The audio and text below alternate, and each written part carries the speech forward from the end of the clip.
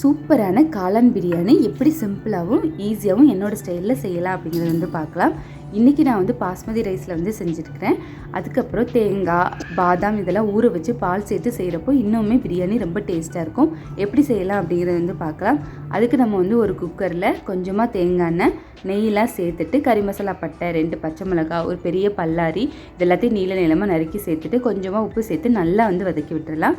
நல்லா வதங்கினதுக்கப்புறமா இதில் வந்து இஞ்சி பூண்டு பேஸ்ட் வந்து சேர்க்கலாம். அதுக்கு நான் இன்றைக்கி வந்து 1 ஸ்பூன் வந்து இஞ்சி பூண்டு பேஸ்ட் வந்து சேர்த்துக்கிறேன். சேர்த்துட்டு இதையுமே வந்து நல்லா வந்து வதக்கி விட்டுடலாம். வதங்கினதுக்கப்புறமா ஒரு தக்காளியை நறுக்கி வந்து சேர்த்துக்கலாம். சேர்த்துட்டு நல்லா வதக்கி விட்டுட்டு தக்காளிலாம் வந்து மசிஞ்சதுக்கப்புறமா நம்ம வந்து பிரியாணி மசாலா வந்து சேர்க்கலாம். பிரியாணி மசாலா வந்து 1.5 ஸ்பூன் அளவுக்கு வந்து பிரியாணி மசாலா வந்து சேர்த்துக்கலாம். இல்லை உங்களுக்கு மிளகாய்த்தூள் தேவை அப்படின்னாலும் அதுவும் கொஞ்சம் சேர்த்துக்கலாம். அப்புறம் 1 ஸ்பூன் தயிர், 1 பாக்கெட் காளானை வந்து சின்னதாக நறுக்கி சேர்த்துட்டு கொத்தமல்லி, புதினா எல்லாம் சேர்த்து மிக்ஸ் பண்ணிடலாம்.